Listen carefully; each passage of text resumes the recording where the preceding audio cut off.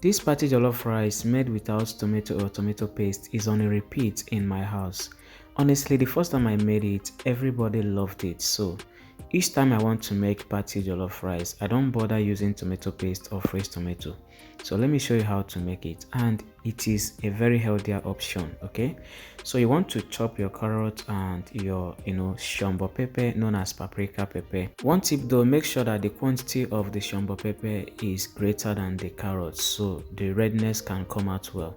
So allow this to simmer for at least 35 minutes or until everything softens up. Then blend it into a smooth paste like this and set it aside. So let's cook our protein. Here we have turkey, which I already seasoned and marinated. I lost the clip where I seasoned it and all that, but just season it with your preferred spices, and as usual cook it for the first 15 minutes without adding water. Then come back and add water, cook until it is done, then scoop them out.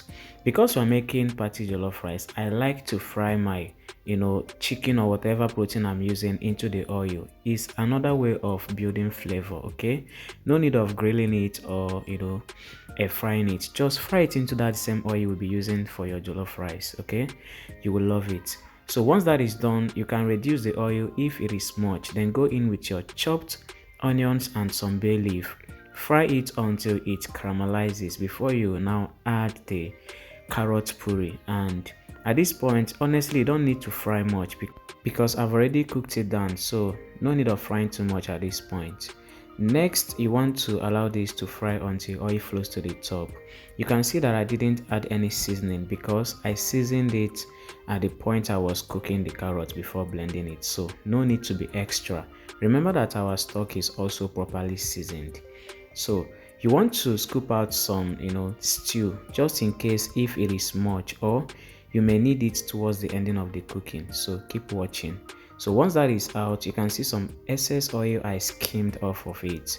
You can use the oil for anything that calls for oil. Okay, so this time add your thoroughly washed rice and go in with the stock. Another tip though, you want your liquid and your rice to be at the same level, or the liquid can be slightly above the rice dependent on the type of rice you are using. Okay, so once that is done, cover it and let this start cooking. You want to also taste and adjust with seasoning, salt, or whatever spices you may want to adjust with before you cook on medium heat for the first 15 to 20 minutes. Then 20 minutes later, come back and give it a gentle stir. That way all the grains can cook evenly and the liquid at the top can settle at the bottom. Now cover it with foil paper to trap the steam. You don't need to add water continuously, just foil paper will do the rest of the cooking. Turn the gas into low medium heat and cook for the rest time or minutes it requires for your rice to be tender. Then in about 90 to 95% done, you want to come back and check if you need extra stew. Add that stew that you set aside earlier and cover it. Crank up the heat if you want your rice to burn, but just know that is your rice is burning. Not every time you get to eat that smoky rice.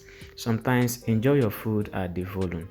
So once you give it 5 minutes extra, it is ready. Thank you for watching. Bye.